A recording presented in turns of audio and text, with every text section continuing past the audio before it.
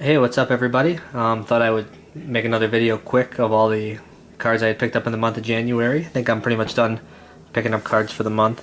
The one I picked up earlier this month was a 2000 Pacific Frank Winters rookie card in Gem Mint 10. This card is Pop 1. There are no other 10s of this card. I upgraded from a PSA 8.5, which was sent to me by Troy, another guy doing the set.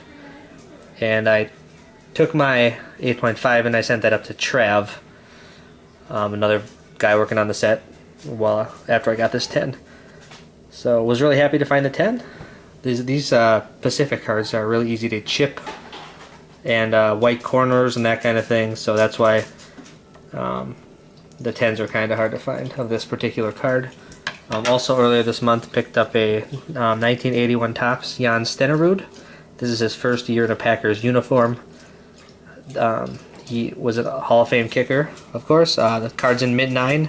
There are no 10s graded of this card, so that makes this card top pop card. So I was happy to find that. So basically two upgrades to the set. And the other big pickups of the month came in the form of 1952 large Bowman cards. There was a couple of auctions out there, and these cards are usually hard to find. I mean, I've been watching for 2 years, haven't really seen any of these cards pop up in those 2 years. The first one I picked up is Fred Cone in the grade of an 8.5. This card is actually a pop of 2 with only 2 or 3 graded higher, I believe. So very nice shape for 1952 Bowman. Fred Cone. Now I actually had some of these cards in Bowman Small already, and Fred Cone was one of them. So here is a card I already had. I have this one in Mint 9. Now this Mint 9 card is a pop of only 3 with none graded higher. And you can kind of see the difference between the large and the small when you hold them up side by side, just to see the size difference. So even though I already had it for the set, because technically for the Team Hall of Fame set for the Packers, you only need to have either a large or a small, and they both count for the same. Typically the Bowman larges are a little more sought after and go for a little more money.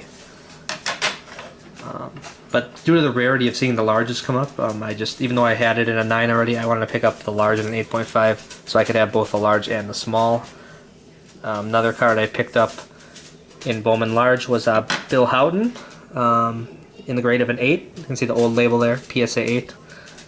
I want to say this card is like pop 20 or something like that, around there. Maybe it's like 16. Not a large pop though. I think there's only like 2 graded higher, if there is any graded higher. There might only be 1 graded higher. I don't remember at this moment, but I actually had this card in Bowman Small and a PSA 8 already. So another, just like the Fred Cone, I wanted to pick it up in large and small, so I have those both together.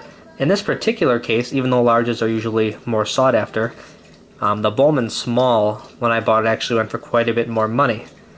Now I'm not sure. I thought I got a really good deal on the Cone and the Houghton large. They went for under what they usually go for, and typically they usually go for more. I don't know if January is just kind of a slow month for cards or what the deal is, but I was certainly happy to see them and get them for the prices that I did. I ended up paying almost double for this small about a year ago. And the small is a little bit lower population. There's only, I think, the small is only 11 graded and 8, none higher. So this is actually a top pop card for Bowman Small. And then as far as the large one goes, I'm pretty sure, like I said, it was pop 15 to 20 with like 1 or 2 graded higher.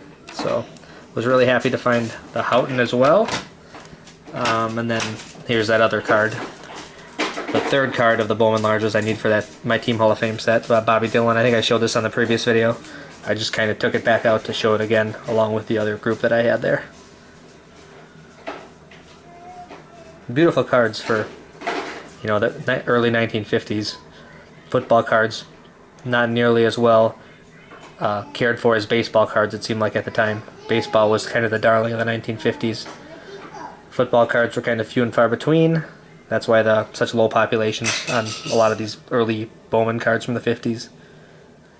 So, that's it as far as football goes. A couple of the other ones I picked up were a couple cheap pickups, like under $15. 1990 Upper Deck Mike Richter for the New York Rangers. I have that in Gem Mint 10. This just goes with my Wisconsin Badgers in the NFL hockey, the NHL hockey set. Mike Richter. And then also Craig Smith with the Predators. Also a former Badger hockey player. I think this was like a $6 pickup, and then the Richter was like a $10 pickup. So nothing too crazy there, but I did get to knock 2 names off of that list. The last thing I'll show is just kind of reminded me. This is actually on the front it is a poker card from the Venetian, I believe. A friend of mine works in Vegas. He's a poker dealer at the Venetian, and they were hosting a celebrity tournament, and so this is actually Jason Alexander's poker card that he had for the celebrity tournament. And then Rachel, that's my wife's name. It says Scott and Rachel, Serenity Now, best wishes, Jason Alexander.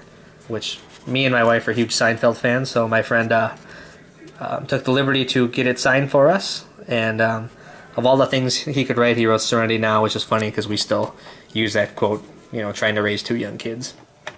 At times, that quote is thrown around the house for sure. So, yep, Jason Alexander plays George on Seinfeld, and one of our favorite shows of all time. Alright, well that's about it for this video. Hope you all enjoyed, and have a great evening.